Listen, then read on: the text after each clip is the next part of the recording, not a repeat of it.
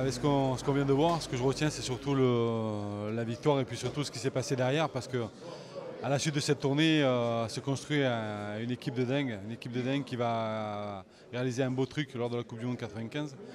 Et puis c'est une famille qui se construit aussi, et c'est ce qu'on a voulu transmettre un peu ce soir, de dire que dans les bons et les mauvais côtés, on arrive à se construire, pas baisser les bras, de rester optimiste. Et je trouve que voilà, le message est bien passé, mais ce qui est important, c'est de pouvoir partager ces bons moments avec eux, parce que de faire non pas les vieux cons, mais montrer un peu nos exploits, mais qui étaient d'un autre temps, c'est vrai que ça les fait sourire, mais c'est tellement différent par rapport à ce qu'ils vivent aujourd'hui.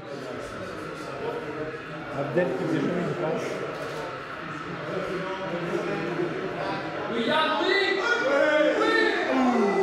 À quoi, putain?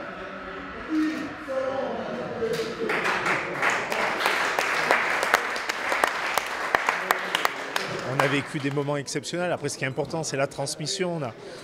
On a tous porté le maillot, le coq sur la poitrine.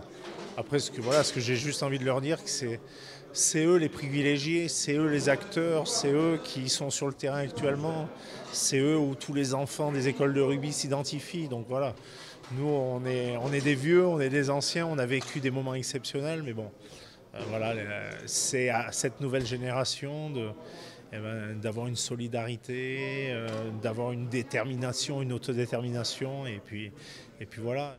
Que ce soit les générations, on a revu le match aujourd'hui, les deux matchs, c'est pas les mêmes règles qu'aujourd'hui, c'est pas le même jeu que l'on pratique, c'est pas le même qu'on pratiquait et qui pratique maintenant, et les valeurs, quelque part, restent les mêmes. Pour moi, pour ma génération, on se rappelle surtout de votre génération de 94, parce que vous avez quasiment tous fait la Coupe du Monde 95 après. Et j'ai eu la chance de jouer au jeu sur la PlayStation avec le Journal Home Rugby, donc je vous connaissais tous bien. Je vous prenais souvent pour gagner les matchs.